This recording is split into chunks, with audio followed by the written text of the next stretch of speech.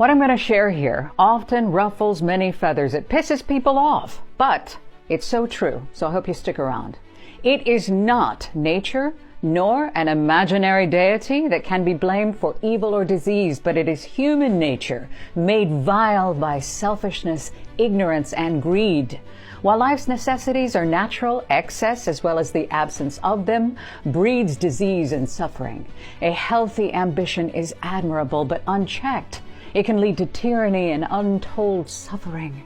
Ultimately, human nature, tainted by selfishness, is responsible for 1/3 of the world's evil.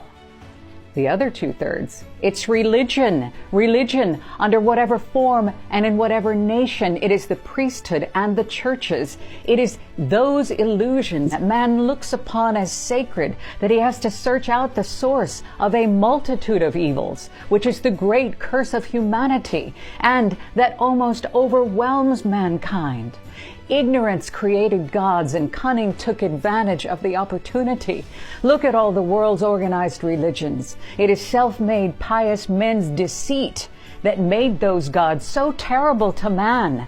It is religion that makes of him the selfish bigot, the fanatic that hates all of mankind outside of his own beliefs and sect without making him any better or more moral at all. It is belief in God and gods that makes 2/3 of humanity the slaves of a handful of those who deceive them under the false pretense of saving them.